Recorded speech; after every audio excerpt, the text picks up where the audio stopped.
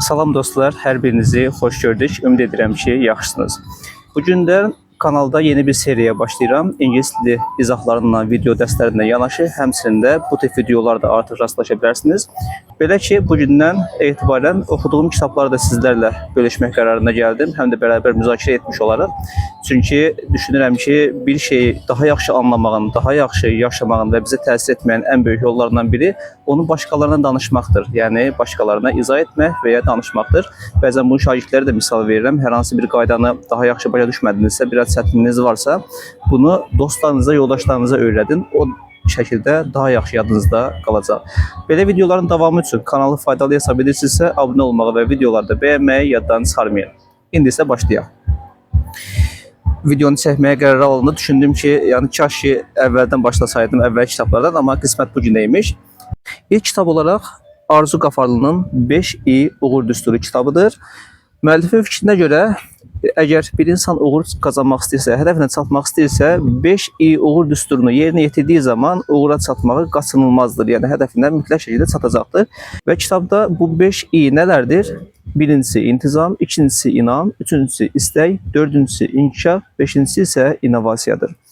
Müəllifin fikrinə görə hər hansı bir insan uğur qazanmaq istəyirsə, bu 5i Uğur Düsturuna əməl etdiyi müddətcə heç bir problem yaşamaz və uğura daha rahat çatar. İndi isə qısaca bu 5i-ni açıqlayaq görək hansı nələrdir. İntizam dediyimiz kitabda xüsusilə daxili intizam tipində keçir, yəni formasında keçir belə deyək. Bilirik ki, bir insan daxili intizamı, yəni bir növ disiplini yoxdursa, uğura çatmağı da uğura çatmağı da biraz zaman alır və yaxud da bəlkə heç çata bilmir. Ümumiyyətlə, müasir dövrdə olsun və ya əvvəlki dövrlərdə olsun, bilirsiniz ki, yəni insan bir duyğusal varlıqdır. Hər zaman mutlu, xoşbəxt olmur, hər zaman hər şey yolunda getmir. Bəzən bir sıxıntısı ola bilir, bəzən bir problemi ola bilir. Amma insanın bir planı olduğu zaman, bir düzəni olduğu zaman, əhval-ruhiyyəsi olmadığı planı sadiq qalır və yola davam edir. Misal üçün, abituriyentsiniz, əksəriyyətiniz kanal izləyiciləri, misal üçün bir dərs çalışmalısınız, amma əhval-ruhiyyəniz yoxdursa, bəzən həmin gün çalışmırsınız və geri qalırsınız. Amma sizin planınız varsa ki, yox, mən bugün bir saat da olsa bir şey çalışacağım deyirsinizsə, disiplininiz varsa, o zaman, belə deyim, üzərinə qoyursunuz və inkişaf edirsiniz. Bu qədər sadə. İkincisi isə inamdır. Etdiyimiz işə, gördüyümüz işə inanmağımızdır. Yəni, biz ürəkdən inandığımız zaman, istədiyimiz zaman o həyata keçmiş olur. Bununla bağlı bu yaxınlarda bir video rastıma çıxdı. Təəssüf ki, sonra videonu itirdim, amma videonun, belə deyim, ümumi məğzi belədir. Bir iş adamı, xarici ölkələrin birində bir iş adamı televiziya proqramına çıxır. Televiziyada ondan başından keçən bir hadisəni anlatmağını istəyirlər. Bu iş adamı da belə bir hadisə anlatır. Deyir ki, uşaq vaxtı, yəni başdan keçən üzücü bir hadisəni başa danışır. Deyir, uşaq vaxtı dostumla çox belə qeyri-adi bir təcrübə keçirdik, uşaq idik. Həyətdə bir hamsteri, bu gəmirici növü sıçovula oxşayan, tapsam şəkildə ekrana yerləşdirəcəm. Bir hamsteri hava şarına bağlayıb göyə qaldırdıq ki, görək nə qədər yüksəyə qalxır deyə bir yoxlama etdik, uşaq idik. Və təəssüf ki, gözlənilməz bir şey oldu. Qəfil külək gəldi və hamster gözdən itdi. Nə qədər axtardıq, tapa bilmədik və çox üzüldük o hadisəyə və ondan sonra hamsterin başına nə gəldi bilmədik. Tam bu əsnada studiyaya bir zəng daxil olur. Bir yaşlı qadın telefonda deyir ki, mən hamsterin başına nə gəldiyini bilirəm. Deyir, illər əvvəl evdə iş görəndə qızım günlərdir ki, məndən ana mənə hamster al deyə başımın ətini yeyirdi günlərcə. Deyir, bir gün də evdə işləyirdim, uşaq yenə başladı hamster istəyirəm ana deyə. Mən də onu başımdan etmək üçün dedim ki, qızım çıx, həyətdə əlini aç, dua elə, Allah göydən göndərirsə o zaman olur dedim.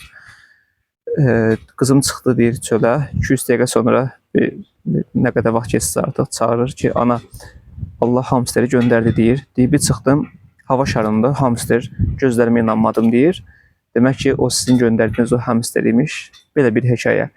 Deməli, etdiyimiz şeyə inanmağımız lazımdır. Elə başda özüm olmaqla etdiyimiz, gördüyümüz işə nə qədər inandıq, o uşağın istədiyi qədər nə zaman istədik və inandıq deyə bunu bir düşünməmiz lazımdır məncə. Üçüncü isə istəkdir. 5i Uğur Düsturunun üçüncü bölməsi istəkdən bəhs edir. Bir şeyə bir həvəsimiz, motivasiyamızdır. Çünki bir şey yenə, belə deyim, başqa problemlər çıxdığı zaman biraz bu motivasiyamızı biraz o körükləsək düşlər demiş. Daha yaxşı olar bizim üçün. Məsələn, görmüşsünüz siz də O bəzi insanlar olur ki, işi üçün və yaxud da bir hədəf üçün o səhər tezdən, o səhərin deyir ala-qaranlığında qalxmaq, o həvəslə qalxmaq, o həvəslə başlamaq lazımdır ki, o bizi uğura doğru biraz, belə deyək, tərpətsin. Ümid edirəm ki, sizlər də qəbul olacağınız ali məktəb olsun, hədəfinizi çatmaq, hər hansı bir hədəfiniz vardır hər birinizin. Ona qarşı bu qədər istəkli olduğunuz zaman düşünürəm ki, elə bir çətinlik yaşamazsınız. Növbəti isə inkişafdır. İstər bu müəssisə olsun, istərsə şəxsi olsun və bir insan olsun, daim öz üzərində düşünürəm ki, inkişaf etməlidir. Mən bunu bilirəm, sadəcə bununla kifayətlənəm olmaz. Xüsusilə süni intellekt dövründə, hər şeyin daha çətinə getdiyi bir dövrdə, belə deyim, bunu əldə etmək çətin məsələdir. Yəni, inkişaf etmək lazımdır. İnkişafdan geri qalmaq olmamalıdır. Nə qədər inkişaf etsək, bizə o qədər faydalı. Düşünün ki, hələ süni intellektin inkişaf etdiyi bir dövrdə, düşünək ki, iki insan və yaxud da bir mütəxəssis hər hansı bir şirkətə, belə deyək, sənəd verir, müraciət edir və onlardan birinin heç bir şey yoxdur, sadəcə ixtisası üzrə peşəkardır, amma digərinin onun üstündə əlavə bir dil bilgisi var, əlavə bir sertifikatı var, bir kompüter biliyi var. Təbii ki, şirkət rəhbəri olsan kimi götürərsən, o inkişafa meyilli olanı və yaxud da inkişaf etmişi, yəni bir üstün olanı götürərsən. Ona görə də daim ixtisasınızın nə olmağından asılı olmayaraq, peşənizin nə olmasından asılı olmayaraq özünüzü fərqli yönlərdə də inkişaf etdirməyə çalışın. Sadəcə olduğunuz işlə kifayətlənməyin. Misal üçün, yaxşı mühəndissiniz və yaxud da yaxşı həkimsinizsə, o işlə də ixtisaslaşa bilərsiniz, peşəkar ola bilərsiniz və yaxud da tam başqa bir yöndə, başqa bir sahədə də ona uyğun şəkildə özünüzü inkişaf etdirə bilərsiniz. Və sonuncusu isə innovasiyadır. Yenilikdən söhbət gedir. Yenə də daim yenilənməyə açıq olmaq lazımdır. Köhnə bilikdən, köhnə iş sistemi ilə getmək biraz sizləri geri sala bilər. Nokia'nı bilirsiniz, köhnə mobil telefon brendlərindən biri, zamanının brendlərindən biri idi. Amma indi dünya bazarında adı demək olar ki, hallanmır, az qala unudulubdur. Niyə? Çünki yeniliyə açıq olmadı, yenilənmədi, smartfonla ayaqlaşa bilmədi, belə bir şey yəni. Yəni, ona görə daim harda olmazdan asılı olmayaraq yeniliklərə açıq olun, öyrənin, inkişaf edin, araşdırın və kəşf edin. Ümid edirəm ki, bu şəkildə siz də uğura rahat-rahat çata bilərsiniz. Kitab beləcə, qısacası belə şeylərdən bəhs edir. Düşünürəm ki, sizlər də hər hansı bir uğur qazanmaq istəyirsinizsə, bu 5i uğur düsturuna əməl etsəniz mütləq ki, bu yola tez çatacaqsınız.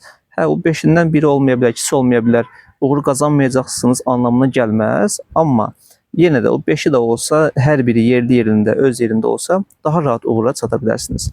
Belə, dəyərli izləyicilər, ümid edirəm ki, faydalı video oldu.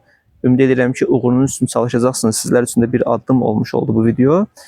Çalışın ki, uğur qazanasınız və uğur qazanmaq üçün də bu 5i uğur düsturuna əməl etmək lazımdır. Yerimizdə saymamaq lazımdır. Hər birinizə uğurlar olsun. Özünüzə yaxşı baxın.